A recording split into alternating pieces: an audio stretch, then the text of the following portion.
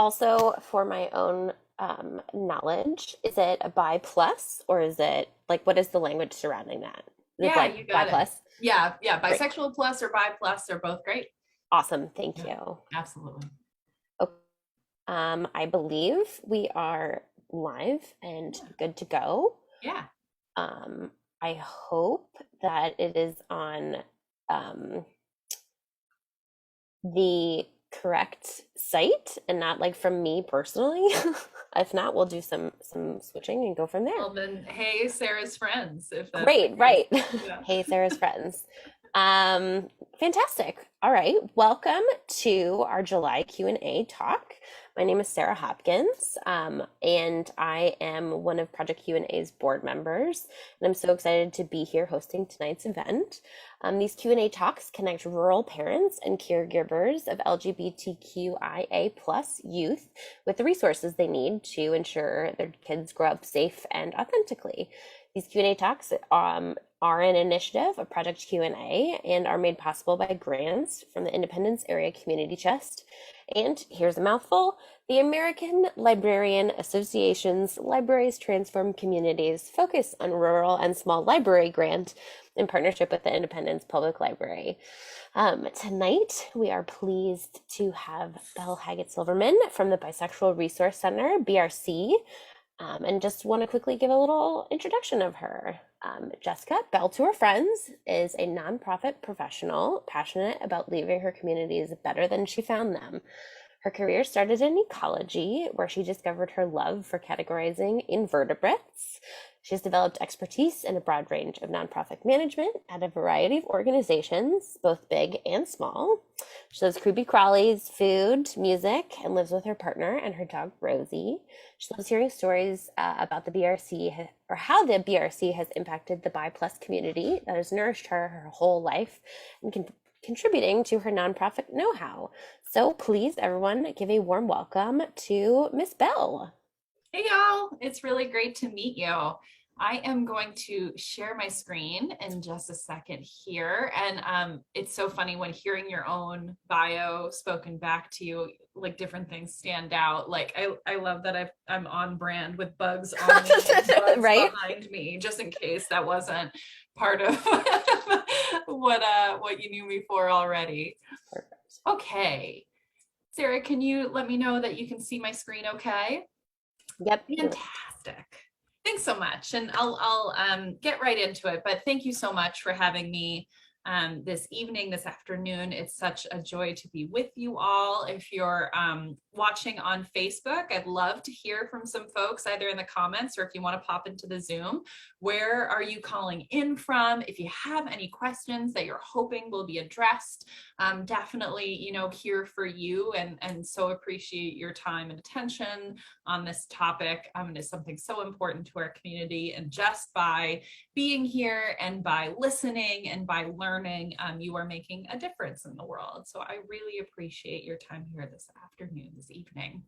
I'm going to be talking to you about the BI Plus community, and we're going to talk a little bit about what that means in a moment.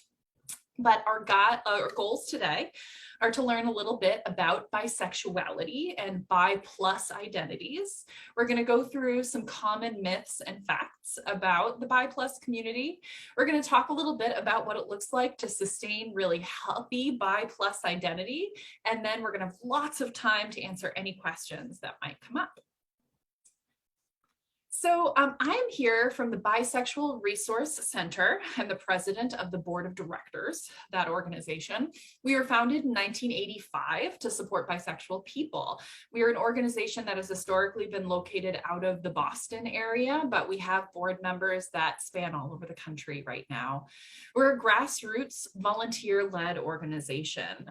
So historically, this organization has been run entirely by the board of directors, who are volunteers dedicating their time to make this community thrive, but we recently have brought on some staff help as well. So really excited to be growing and scaling our work. We provide services to BI+ people, such as support groups, social events, advocacy, and representation to try and develop positive identity for BI+ people and community, whether that's an LGBTQ community or mainstream kind of straight community as well. So a little bit about me, you heard my bio. As mentioned, I started my career in science. That's a picture of me on the marshes up in north of Boston in a town called Ipswich, covered in mud, which was my first job out of college. I have since meandered my way through youth development and now work full-time for an organization that helps to provide support to mentoring programs. And then I help to run the Bisexual Resource Center as the president of the board in my free time. This middle picture is a picture of myself and my husband and our dog. I am a married woman. I'm a cis woman. Some of my identities, I'm an Italian-American woman. I am somebody who loves food and hiking, and I'm outdoorsy as well. And then this picture on the right here is me giving a presentation about bisexuality and BI+ community at an LGBTQ event. So just a couple of my identities. Today, we are going to be focused on bisexuality, and that is a sexual identity and a sexuality. But, you know, I want to ground you all in kind of what do we mean when we talk about sexuality, because it can be kind of confusing and different people can use these terms sometimes that interrelate, right? So if you haven't yet seen The Genderbread Person, this is a really great resource. This is not something the BRC has created. Go to genderbread.org if you want to learn more. But I really like it as a representation that helps to break down some of these different identities that people have so that we know what we're talking about when we're talking about bisexuality as a sexuality. Right?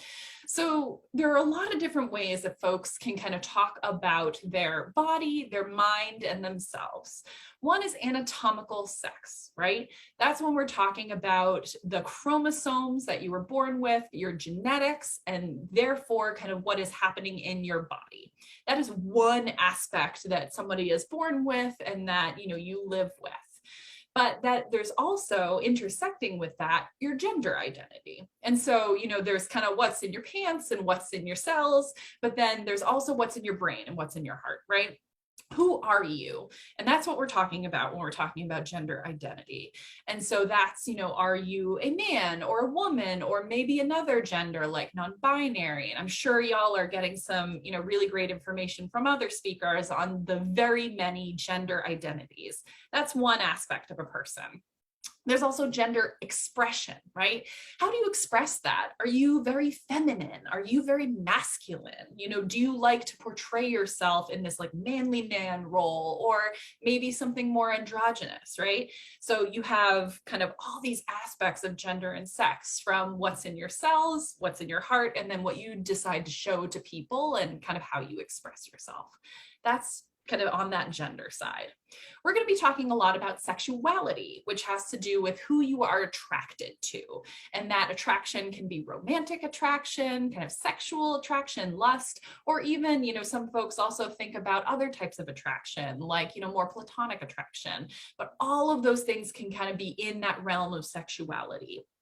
And then within that, there are different ways that you express that sexuality, right? Are you, you know, I'm not sure, maybe you're having some other talks about asexuality or aromantic, you know, identity. All of these things can intersect with your sexuality, and they are individual aspects of your identity that may kind of play into each other, but aren't necessarily inherently tied, right? Someone can be, you know, have a gender identity that they're a man and a sexuality that they are bisexual, and also a mode of attraction that they're asexual, for example. All of these things can be true in one person. This is also true about relationship style. And we're going to get into some kind of myths and misunderstandings about bisexual community. But this is really important to understand that some people are monogamous or may have other ways of interacting with their romantic partners, but that's separate from sexuality, right? You can be a straight person person and be monogamous, just like you could be a bisexual person and be monogamous, or be a gay person and be monogamous. All of these things kind of play into who you are, how you live in the world, and how you interact with other people. So happy to answer some questions about that if anyone has. I will say this is not my specific area of expertise, but I know that this can kind of get really tied up when we're trying to understand what bisexuality is and what it means to someone when they're identifying as bisexual. So happy to help you with resources there. So let me know if you have questions. But we're going to be focusing on one kind of category of sexualities, and that is who identifies as bisexual. And a bisexual person is someone who has the capacity to be attracted to people of more than one gender. And that's it. Right. And so that describes a lot of different people. And so, there is a lot of different ways that that can show up for folks. Right. And so in our community, we often use bi plus because there are other words that people sometimes use to describe themselves that kind of fall within that category of bisexual like sexualities. One very common one, and especially common with young people right now, is the sexuality that people call pansexual. And that's coming from the Greek root for all, pan. And pansexual people may feel attraction to all genders or may feel attraction independent of gender. And so some people may be more comfortable with the word bisexual. Maybe it's the word that they have deep ties to, or maybe it's the first one they heard that really resonated with them. Some people may feel more identified with pansexual. Maybe that, all word really resonates with them, or maybe they feel that they're attracted to different kinds of people, but in the same way, where maybe someone who identifies as bisexual may feel attraction, but maybe in kind of different ways to men, women, and other genders. So really deeply personal which word somebody uses for themselves, and there are many others within the bi plus umbrella. Something you may hear is I identify with the word queer. Not everybody does, but some people do. Some people still feel like that's too tied to, a slur that they're used to hearing. Some people find it really liberating or really inclusive to use that word for themselves. And some folks, especially in the bisexual community, may kind of feel like, there are all these different labels, but queer is just like a really good overall term that I can use for me and who I am in this community. And so that's something that you might hear as well. I often identify as a bisexual queer woman. Some people who feel the exact same way as I do say pansexual. And if somebody described me as pan, I wouldn't disagree with them. I think that word works for me just as well. And it's really a personal choice, kind of what resonates for me. Other terms are out there like sexually fluid, omnisexual, heteroflexible. When we talk about bi plus, we're talking about people who kind of experience the world attracted to more than one gender. We have lots of great examples of what that means on our website. If you want to dig in a little bit more, there's a What is Bisexuality page. And one of the things I like about that especially is it's not just a definition like you have on this page here, but actually quotes from different people who use these different words so you can understand a little bit about what that means for them. Because like I said, very personal. If you ask 20 people for a description of their own identity as a bisexual person, you'll probably get 21 different definitions. Really, really personal. So definitely check it out if you'd like to learn a little bit about bisexuality in the queer community or the LGBTQIA plus community.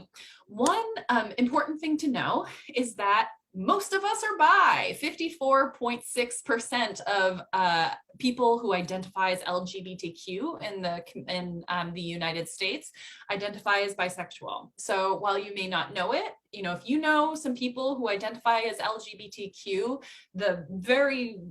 it is very likely that you actually know somebody who identifies as bisexual.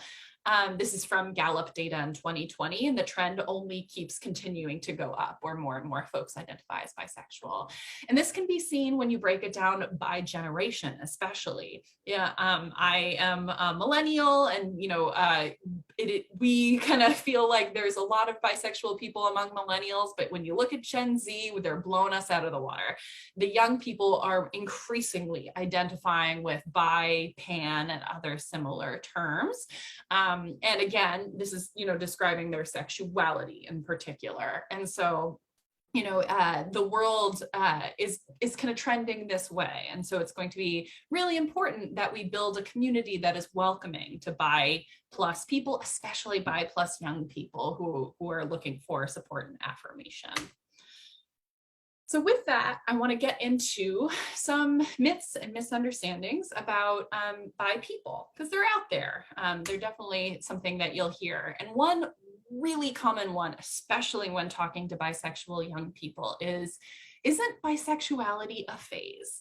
Or similar phrases they might hear are you just confused? Or, you're still just making up your mind. Or maybe, aren't you just doing this for attention? You're really straight or you're really gay, but, you act in these other ways to be able to get attention, maybe from another sexual partner, or just to seem cool. Not only is this not true for most people, as we noted, bisexuality is actually the majority of the LGBTQ space. So, identifying as bisexual may be a phase, or identifying as straight might be a phase, or identifying as gay may be a phase. And that's all okay also. It's all part of that journey. But for many, the majority people who identify as bisexual, that's just who they are, and that, doesn't need to change over the course of their life. Even if that was the case, trying to teach somebody about their sexuality never ever helps. I love this meme. I don't know who made it online, but goodness gracious, does it, I think, express what a lot of people feel, that when you're questioned about your bisexuality, not only does it not change the fact that you're bisexual, it just expresses to you that you're not trusted in this community, right? And so, it's really important that when somebody describes themselves as bisexual, that you don't make an assumption that it's a phase or question them about whether they're confused. It's just like any other sexuality. If somebody knows, they know. Another assumption people make about bi folks is that you can tell a person's sexuality by their partner or their partners. I am a bisexual, monogamous, married woman, and someone, making assumptions by meeting my husband and knowing that I'm a woman would probably think that I'm straight, and they are missing a whole beautiful part of me and who I am and the community that I'm a part of. Bisexual people may choose to be in a monogamous partnership, just like straight people or gay people might, and they might be dating nobody, and that doesn't mean that they're any less bisexual. We say, bisexual people are bisexual no matter who they're partnered to or not. A fun little way to think about this is we often think about werewolves, right? Sometimes looks like wolf, sometimes looks like a person, always a werewolf, not determined by any given kind of what you're seeing at that time. Relationships don't determine who we are, we do. This is a more common one in LGBTQ space in particular, which is this question of, if you use the word bisexual, are you reinforcing that there are only two genders? And this is a really touchy subject for a lot of people. But something that I think is important to understand is that language has evolved. When bisexual, when this term originally was used, it was actually an anatomy term for plants. To mean that they had both the sets of kind of sexual reproductive organs within the plant. And then Freud used it later to mean what we would now call a trans person, that, that there were these two sexes within a person is what he was describing. And it later was used to mean, bisexual as in attracted to multiple genders. At one point, yes, that did mean two, but just as our understanding of gender has expanded since then, so also has our understanding of bisexuality. And that has been the case all through the movement. There is never a time where anyone felt like to be bisexual, it means that you have to ignore other genders or be against trans people. Just like that lesbians aren't all from Lesbos, language evolves, and bisexual is a much more inclusive term these days. Bisexual identified people may have non-binary trans partners, so can pansexual people, and many of them are a non-binary or trans as well. We have much more intersection with those communities than other sexualities. The difference between identities is really nuanced and important to some people. Anyone in the bisexual plus community can use whatever label they feel most affirms their identity, and that needs to be the long and short of it. So do bisexual people with straight looking relationships really belong in LGBTQ groups? That's something we hear a lot. And this can be really isolating for some folks who maybe have partners of a different gender, but are still queer and are still experiencing the world from an LGBTQ lens, but might feel excluded from getting resources at their local GSA, or may not feel like they're queer enough to be able to be deserving of support like queer affirming therapy, or, finding, going to Pride, right? Bi plus people are part of the LGBTQ community. We're right there in the acronym. I promise we're there, the initialism, whether they look queer enough or not.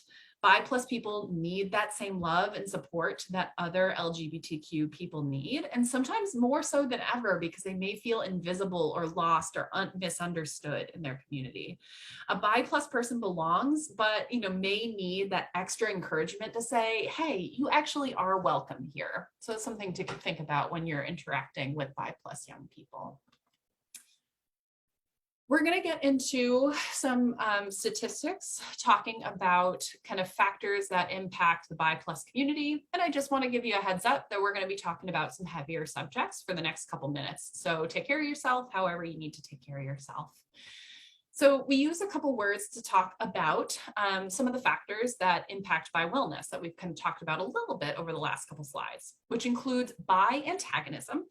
This is sometimes called biphobia out in the community. The BRC likes to use the word bi antagonism to try and take stigma off of mental health illness, and also to kind of call a spade, right? It's antagonism, it's not fear. And then erasure. And those things are kind of interconnected but distinct. Bi antagonism is when somebody is using assumptions or, causing microaggressions is something you might have heard of, but generally when somebody is discriminating against a bisexual person based on their identity. Bi erasure is the act of kind of erasing that identity, either by pretending that bi plus people don't exist in history, in your community, or, questioning someone's identity when they come out as bi. And bi people are pretty unique in the LGBTQ community in that we face these kinds of stigmas, not just in mainstream straight culture, but also in LGBTQIA spaces where we may face folks saying you don't belong here. It's also internalized as well. That's something that can come from living in a culture that doesn't value bisexuality. Stigmas that exist within our community may include perceptions like bisexual people are indecisive, untrustworthy, or greedy. Bi plus men have different stigmas than bi plus women, just in terms of they may not be as accepted for being bi, but bi women may have more experiences of their experience being sexualized or being accused of doing it for attention. And then all of these stigmas have different impacts depending on other aspects of your identity, like, being rich or poor or white or Black, or any of these other identities may kind of impact how you experience your identity, your bisexuality. It's also worth noting that bisexual people are much less likely to be out to their family in their community than lesbian or gay people. This may cause an inadequate sexual health care, like not receiving the right information from a doctor or from other sex ed resources, or they may not speak openly about their health needs because they're not out. And that may cause that lack of social or familial support if they're not able to be out in their community. A couple stats, and these are pulled from a LGBT map, the Invisible Majority Report. It was published in 2016. It's got lots of data, and it's actually a pretty short and engaging publication if you're interested in diving into these a little bit more. 28% of bisexual people say that all or most of the important people in their lives know they're bisexual, compared to 77% of gay men and 71% of lesbians. So again, many fewer people feel comfortable being out as bisexual. Around a third of bisexual youth report verbal harassment. Just under half of bisexual people report a family income of less than $30,000, compared to 40% of lesbians, 30% of gay men, and 28% of all people in the United States. So bi plus people are maybe more likely to be living below the poverty line in their communities. There's some significant impacts on bi health. The question that often comes up is why, and the research tends to point to kind of this experience of not being accepted in straight community or queer community, causing bisexual people and bi plus populations to have these worse health outcomes, whether it's physical or mental. So that does include higher rates of depression, suicide, mood disorders, and anxiety. Higher rates of cardiovascular disease. Bi plus folks are more likely to smoke, to abuse substances, or have STIs. And they do have increased rates of intimate partner violence and sexual assault. And that's especially true for bi plus women. Again, if you're interested in kind of getting into the specifics of a lot of this, there is great information in that Invisible Majority report.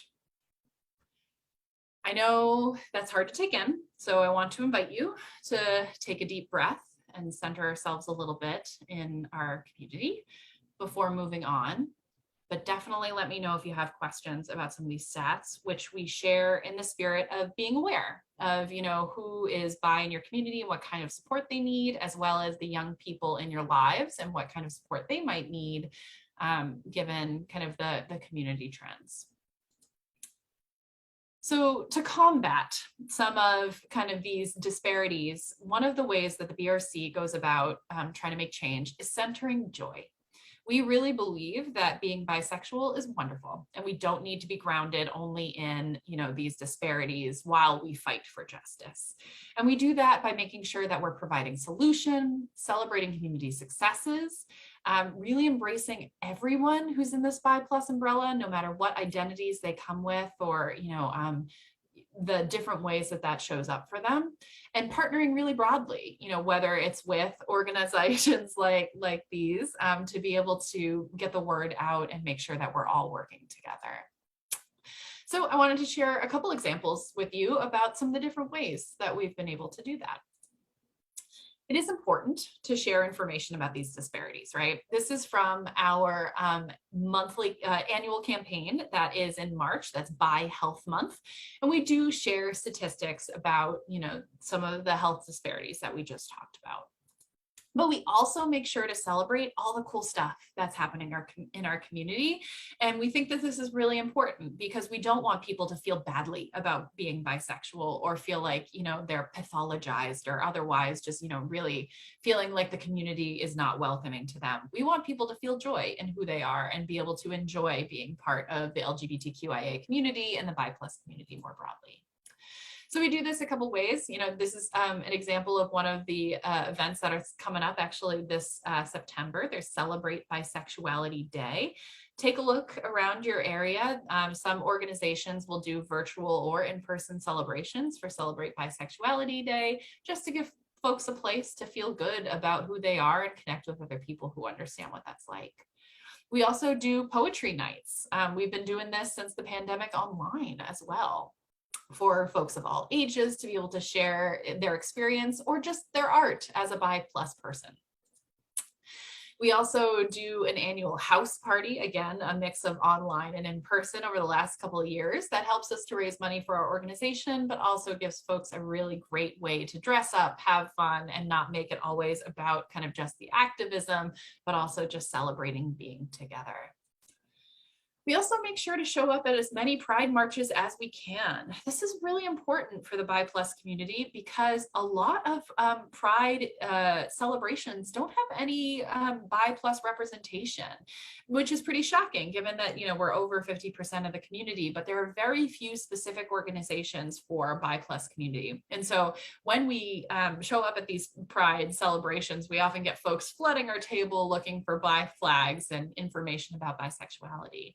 If there's a Pride celebration that's nearby you that you feel like could use some extra bi plus merchandise or brochures or just good information to make sure that the young people and adults in your community who identify this way can see themselves at Pride, get in contact with us. We are able to send you some resources, and we have free to print resources on our website as well.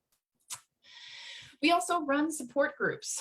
Again, since 2020, many of these have been online, so they are accessible to people in your community as well. Definitely find us on our website if it's something that you're interested in. But these are for a number of different things, to make sure that we have some social connection to combat some of that minority stress that we were talking about, to do community building within specific demographics, like we have specific support groups for groups like bi men or for bi women partnered with men, which is a group that I sometimes attend and is very well attended. And also just connecting with people on different walks of their journey. I think one of the really cool things about being in bisexual community is it's one of those identities where some folks realize really early in life and some folks realize really later in life, right? Because of the nature of bisexuality.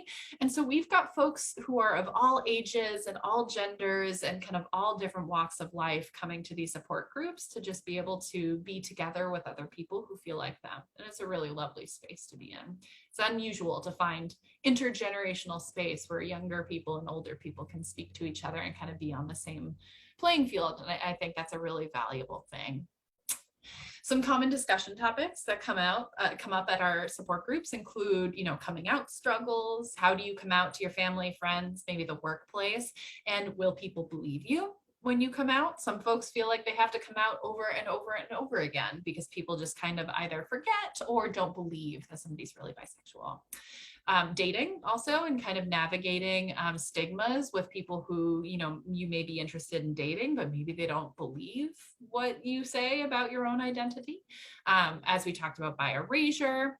Bi representation in the media, I will say that is getting a lot better for young people than it used to be, with a lot of, especially some cool cartoon shows and, some representation that has been really positive. Previous to the last couple of years, I think a lot of folks only ever saw themselves represented as bad guys in the media because bisexuality was kind of shorthand for this person is unethical or this person is really wild and crazy.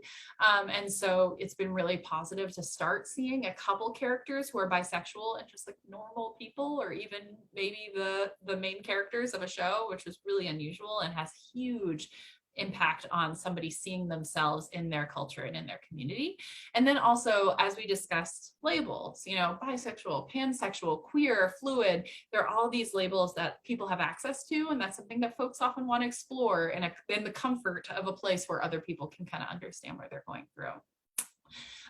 We don't have a ton of in-person support groups outside of Massachusetts, but we would love to work with you if that's something that you're interested in. And to that end, we actually have a freely available handbook on how to start a Bi+ support group in your area. That is on our website, and we can make sure that you have access to that.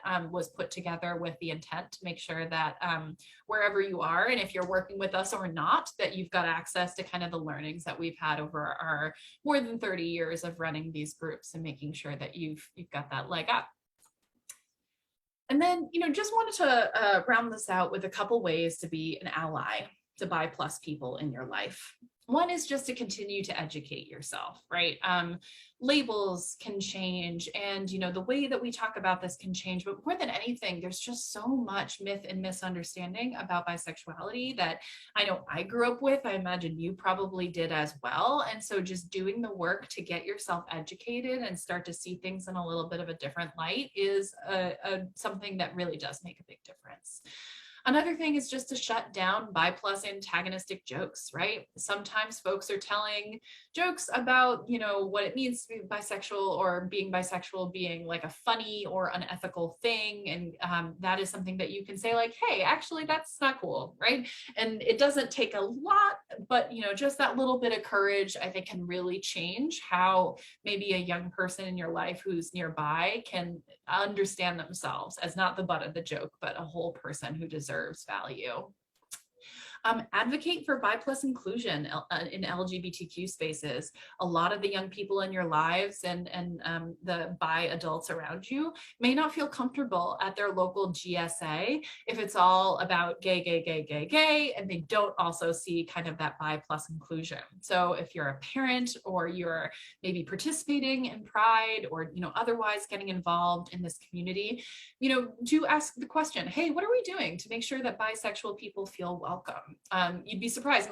Not many people are intentionally excluding bi folks. They may just never have been asked that question. Or if they are intentionally, great, let's have that conversation too. We can get into this together and build a kinder world for bi plus people together.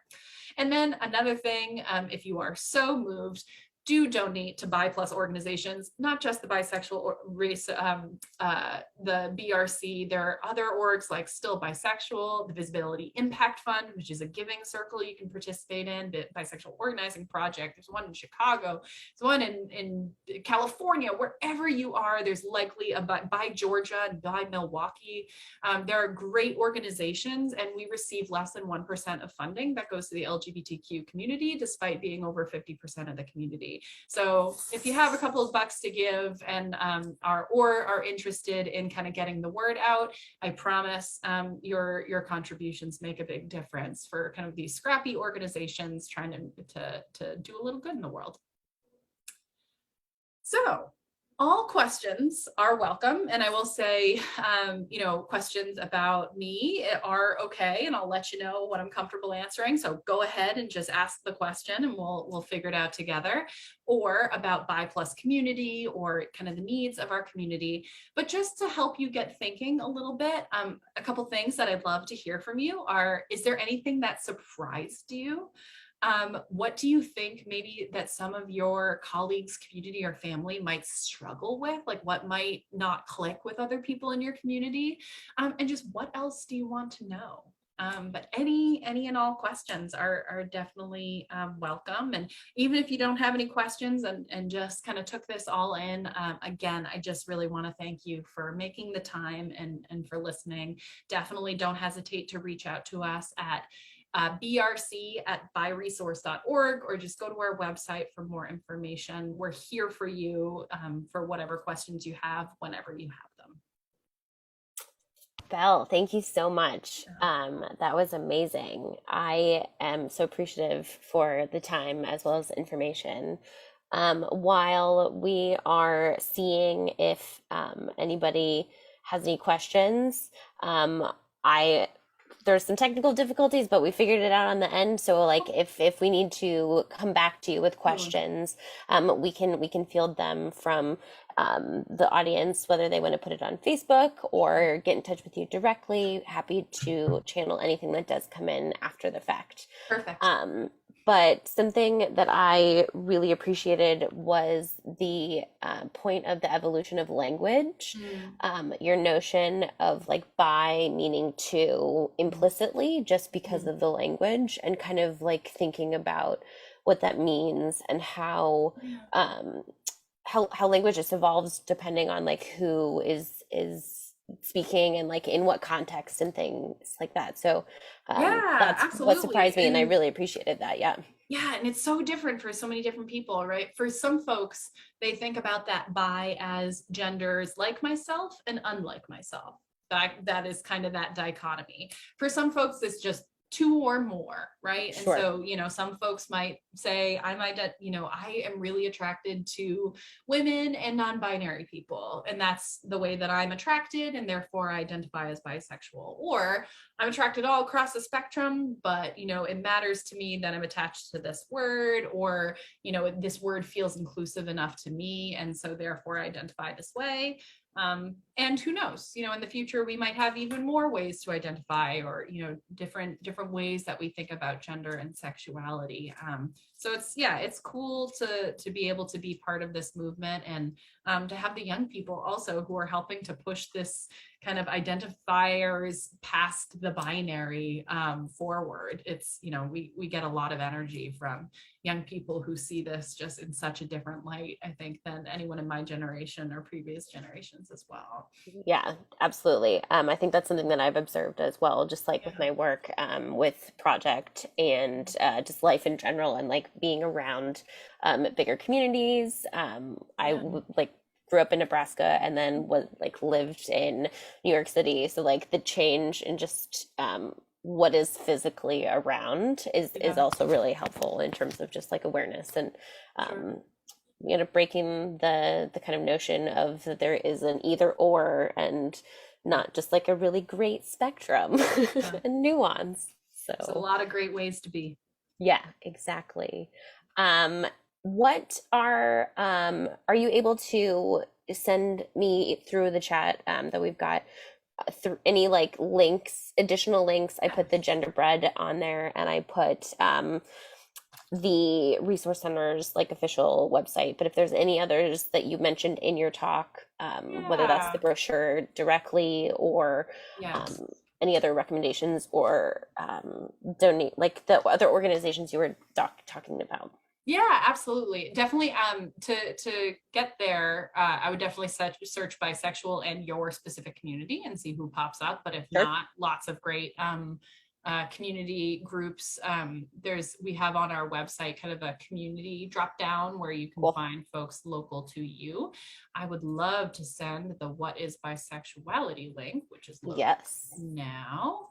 So that is there as well.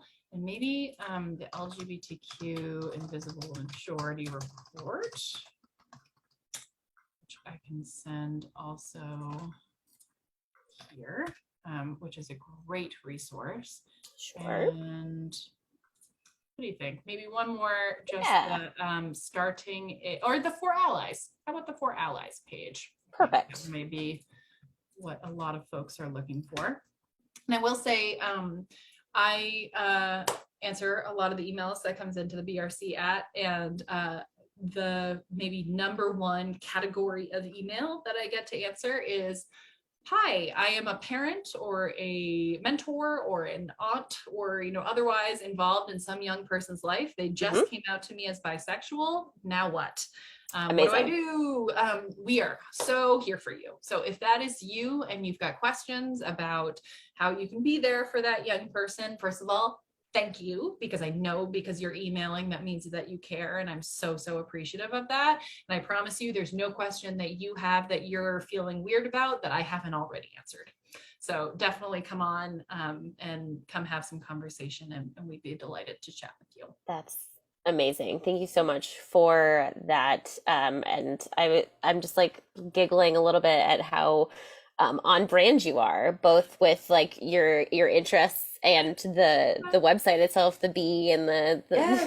the so Yes, yeah, we've got a couple bug dorks in our on our board, including the person who does our branding. They are a rock star, and perfect. but we put the B in the LGBT, so we get to be a little B for Just our logo.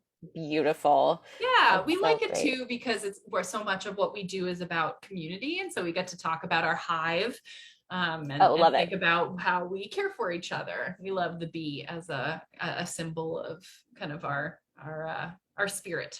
That's lovely. Thank you for that. So grateful. Thank you for taking the time. I think we might go ahead and just like wrap things up. Fantastic. They have the link to the Zoom if you want to come and hop on over. Belle will stick around for another couple of minutes to answer questions or just chat. But let me do my closeout speech if you don't mind. But thank you, Belle, so much for taking the time to chat with us. Thank you for everyone who turned in and our partners at the Independence Public Library and our funding sources, the Independence Area Community Chest and the American Library Association. Thank you again to Belle for an incredible presentation. If you'd like to continue the conversation with her and the Bi Resource Center on Zoom, you can follow the link in the comments. Be sure to tune in next month for our next Q&A talk. If you'd like to find out more about Project, our work, or look at any of our past talks, you can visit our website, follow us on our social medias, YouTube, Instagram, they're all available, and you can find us there. So thank you very much for watching the talk. And as I said, we'll wait in the Zoom for a couple minutes and then see how it goes. So thanks so much, everyone.